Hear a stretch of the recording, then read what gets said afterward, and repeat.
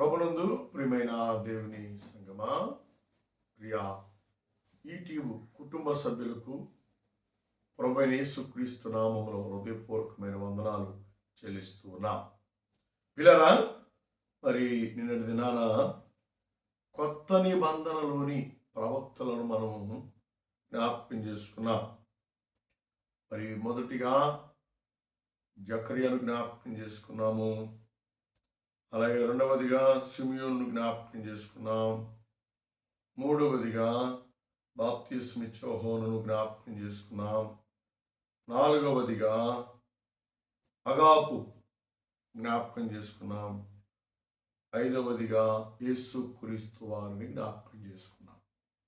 కాబట్టి ఈరోజు కూడా మరి కొంతమంది ప్రవక్తలు మనం జ్ఞాపకం చేసుకుందాం. మరి మూలవాక్యంగా అపోస్తుల కార్యం 13వ అధ్యాయం మొదటి వచనాన్ని మన తలంపుకు తెచ్చుకుంటే చాలా శ్రేష్టమైన మాటను దేవుడు జ్ఞాపకం చేస్తూ మాట్లాడుతున్నాడు.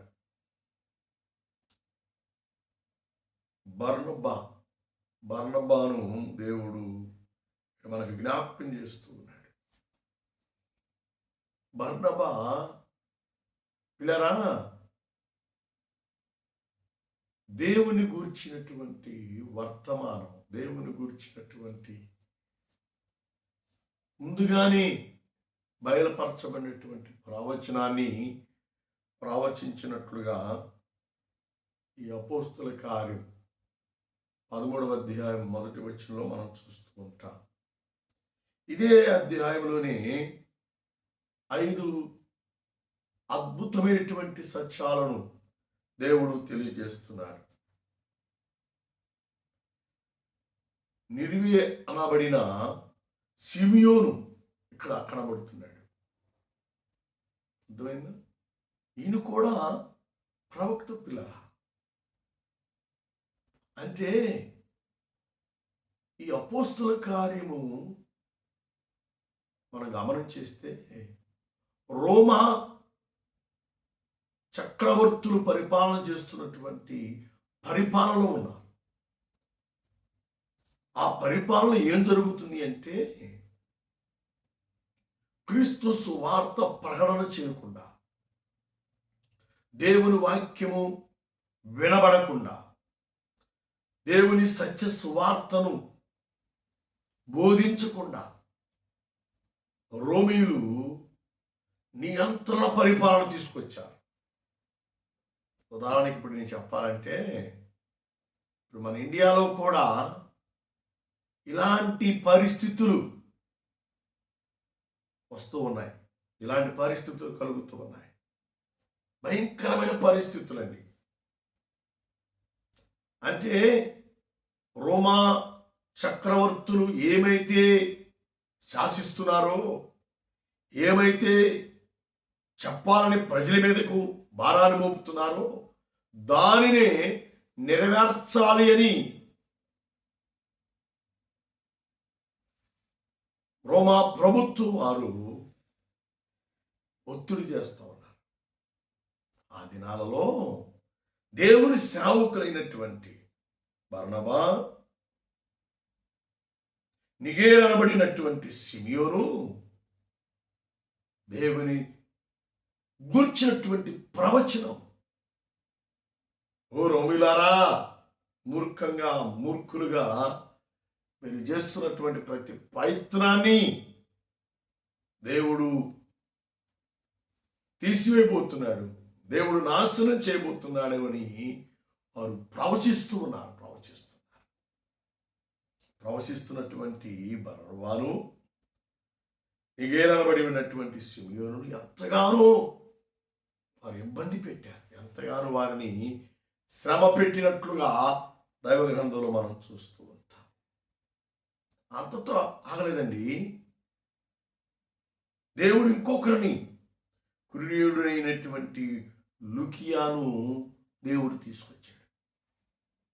ఆ ప్రవక్తను కూడా దేవుడు ప్రేరేపించి మాట్లాడుతున్నాడు. ఎంతమంది ప్రవక్తలు వచ్చి ప్రేరేపించి మాట్లాడుతున్నా రోమీయులు వారు ఉక్కును వారి యొక్క శాసనమును ప్రజల మీదకు మోపుతూ ఉన్నారు. అంత భయంకరం. ఈ రోజున కూడా భయంకరమైన పరిస్థితులు కనబడుతూ ఉన్నాయి. క్రైస్తవుల యొక్క స్వేచ్ఛ సువార్త ప్రకటనకు ఆటంకాలు కలుగుతూ ఉన్నాయి. ప్రార్థన చేయాలి అన్నా పర్మిషన్ అడుగుతున్నారు.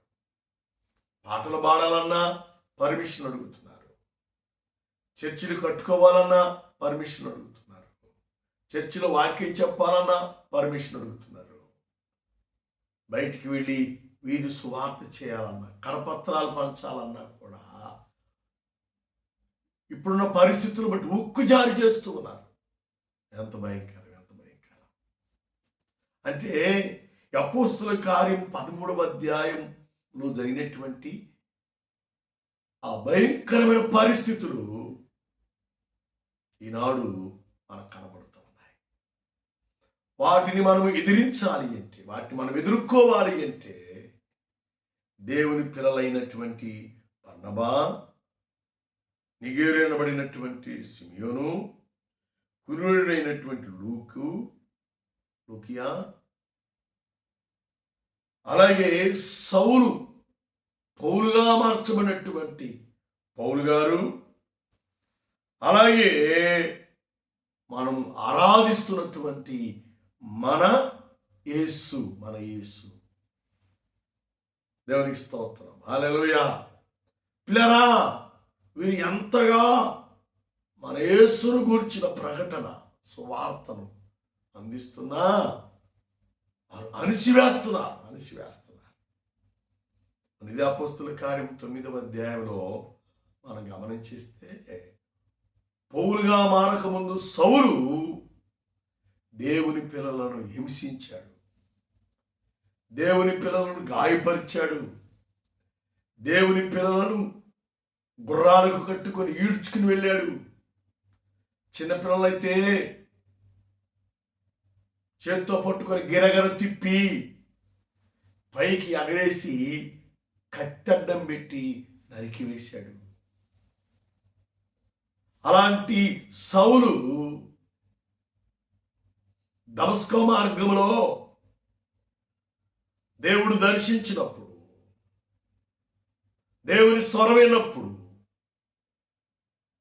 అననీయ ప్రార్థన చేయగా అతని మనోనేత్రములు తెరవబడినప్పుడు, ముయ్యబడిన కన్నులు తెరవబడినప్పుడు సౌలు స్థితిని విడిచిపెట్టి పౌలుగా మార్చబడ్డాడు. పౌలుగా మార్చబడినటువంటి సౌలు ఇప్పుడు దేవుని పని విషయంలో భారము కలిగి ఉన్నాడు, ఆసక్తి కలిగి ఉన్నాడు. సౌలుగా ఉన్నప్పుడు రోమియా ప్రభుత్వం వారు సౌలును ఏం చేయలేదు, కానీ ఇంకా క్రైస్తవుల మీదకు పురుగొల్పారు. క్రైస్తవులను ఇబ్బంది పెట్టమని, క్రైస్తవులను బాధ పెట్టమని సౌలుకు రోకలిచ్చి, డబ్బులిచ్చి పంపించి భయంకరమైన పరిస్థితులు కలుగు చేశారు. కానీ ఇప్పుడు సౌలు చనిపోయాడు, పౌలుగా మార్చబడ్డాడు, నూతన సృష్టిగా మార్చబడ్డాడు. మార్చబడిన తర్వాత సౌలుగా ఉన్నప్పుడు ఎంతగా హింసించాడో అంత హింసను ఇప్పుడు పౌలు గారు భరిస్తూ ఉన్నాడు. పిల్లరా, ఎంచి దినాలలో, అపాయకమైన దినాలలో సువార్త కరువు కాబోతున్న దినాలు రాబోతున్నాయి. సువార్త వినబడని దినాలు రాబోతూ ఉన్నాయి. క్రైస్తవులకు స్వేచ్ఛ నశించే దినాలు రాబోతూ ఉన్నాయి. క్రైస్తవులు ఉజ్జీవమును సలార్చే దినాలు రాబోతూ ఉన్నాయి. క్రైస్తవుల భారభరితమైనటువంటి ప్రార్థనాత్మ సలారిపోయే దినాలు రాబోతూ ఉన్నాయి.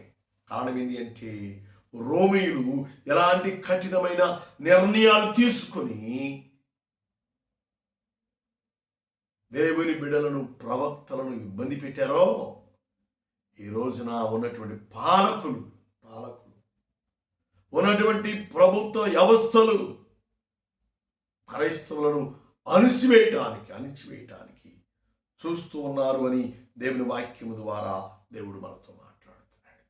పిల్లరా, మనము దేవునితో ఆత్మ సంబంధమైన విశ్వాస సంబంధమైన జీవితాన్ని మనము కలిగి జీవించువారముగా మనముంటే పరిశుద్ధాత్మ దేవుడు మనకు తోడుగా ఉంటాడు. పరిశుద్ధాత్మ దేవుడు మనకు సహాయం చేస్తాడు అని దేవుని వాక్యము ద్వారా దేవుడు మనకు జ్ఞాపకం చేస్తున్నాడు. దేవునామానికి మహిమ ఘనత కలుగునుగాక.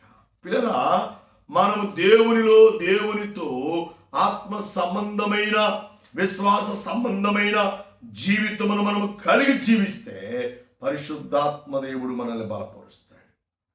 ఇక్కడ రాయబడినటువంటి మాట ఈ అపోస్తుల కార్యం 13వ అధ్యాయంలో హేరోదుతో కూడా పెంచబడిన మన యేసు పౌలు అను ప్రవక్తలను బోధకులు ఉండిరి. చూచారా, హేరోదు యొక్క భయంకరమైనటువంటి ఆ దినాలలో ప్రవక్తలు ఉన్నారు, దేవుని పిల్లలు ఉన్నారు. ఎంతగానో కష్టపడి దేవుని పని చేసినట్లుగా దేవుని వాక్యము ద్వారా దేవుడు మనతో మాట్లాడుతున్నాడు. పిల్లరా, ఆ శ్రమలను ఎదుర్కో నిమిత్తమై, ఆ శ్రమలను జయించు నిమిత్తమై 2వ వచనం మనం చూస్తే వారు ప్రభువును సేవించుచు ఉపవాసము చేయుచుండగా. వారు ఉపవాసం ఉండాలండి ఆ పరిస్థితులు మార్చబడటానికి. ఈ రోజుల్లో కూడా జరుగుతున్నటువంటి పరిస్థితులను బట్టి మనం ఏం చేయలేం, కానీ మనం కూడా ఉపవాసం ఉండి ప్రార్థన చేయటమే, ఉపవాసం ఉండి ప్రభువుని అడగటమే, ఉపవాసం ఉండి దేవుని దగ్గర కన్నీరు గార్చి దేవునికి మొరబేయడమే. అదే పరిశుద్ధాత్మ దేవుడు కోరుకుంటున్నాడు. దేవుని నామానికి మహిమ ఘనత కలుగును గాక. కాబట్టి మనము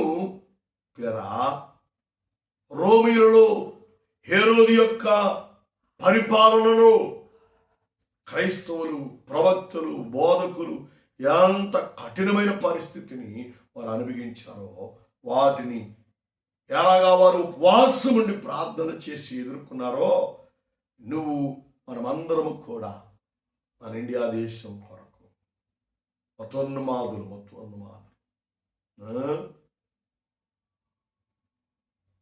ఇది హిందూ దేశము, హిందువులే ఉండాలి.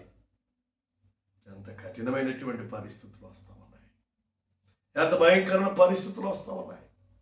దానిని మనము యుద్ధ రూపంలో లేకపోతే యజ్ఞవాడే రూపంలో మనము పోరాటము కాదు. కానీ అలనాడు దేవుని పిల్లలైనటువంటి వారు ఎలా చేస్తారంట, వారు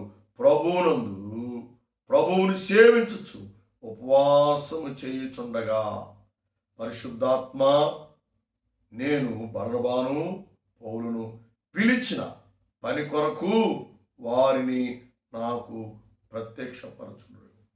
దేవునామానికి మహిమ ఘనత కలుగును. పిల్లరా, పిలిచిన పని మనది ప్రార్థన చేయటమే. మనం యుద్ధం చేయలేం, మనం పోట్లాడలేం, అర్థమైందా? మనం యజ్ఞమాడలేం. యుద్ధము యెహోవాదే.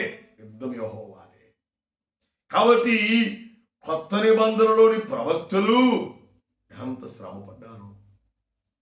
నెంబర్ 1 బర్నబా, నెంబర్ 2 నిగేర్ అనబడినటువంటి సిమియోను, నెంబర్ 3 కురీడుడైనటువంటి లూకియా, నెంబర్ 4 సౌలు అనబడిన పౌలు, నెంబర్ 5 మన యేసుక్రీస్తు వారు.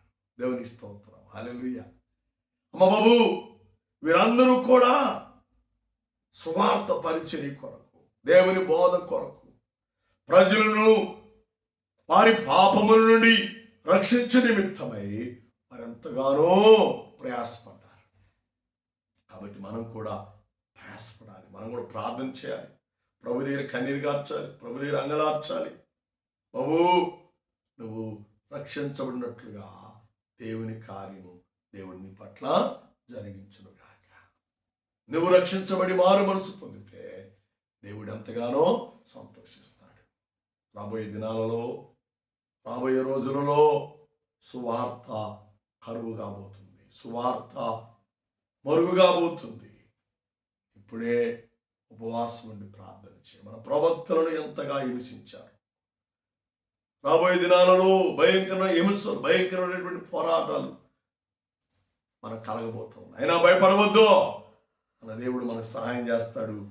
మన దేవుడు మనల్ని ఆదరించి బలపరుస్తాడు. కాబట్టి మనల్ని మనం దేవునికి అర్పించుకుందాం. దేవుని కొరకు నిలబడదాం. దేవుని సాక్షిగా జీవించి నిత్య రాజ్యానికి, పరలోక రాజ్యానికి వారసులుగా చేయబడదాం. అటు కృప, అటు సమాధానం దేవుడు మనకు దయచేయును గాక. ఆమె ఆమె కృపామయుడా, ప్రేమిడు మా తండ్రి, ఇంతవరకు మా మధ్య ఉన్నందుకే నీకు వందనాలు. ఈ వాక్యం ద్వారా, నీ మాటల ద్వారా మీరు మాతో మాట్లాడినందుకే నీకు వందనాలు. ఎంతమంది వాక్యాన్ని ఇరికట్టండి, ఫలింపు దయచేయండి. వాక్యాన్ని నడిచినట్లుగా, జీవించినట్లుగా మమ్మల్ని మీరు బలపరచమని, మీ కృప చేత ఆదరించి కనికరించమని, ఈ వాక్యం విన్న ప్రతి బిడ్డ ప్రభువా ఇంకా అనేకులకు పాల్పడి చేయడానికి, అనేకులకు వాక్యాన్ని వినిపించడానికి మీరు బలపరచమని, తోడుగా ఉండి దీవించమని యేసుడు వచ్చినాము తండ్రి. ఆమె ఆమె ఆమె. తండ్రి కుమారుని ప్రేమ, పరిశుద్ధాత్మ సహవాస సంబంధం ప్రార్థించిన ప్రతి అంశములను కూడిన మనందరికీ దేవాన్ని మనపడి ప్రతి ఆత్మను సలపరిశుద్ధులకు ఆయన రాకడ వరకు మనందరికీ తోడి నడిపించి, దీవించి, సంరక్షించి, కాపాడి ఆశీర్వదించునుగాక.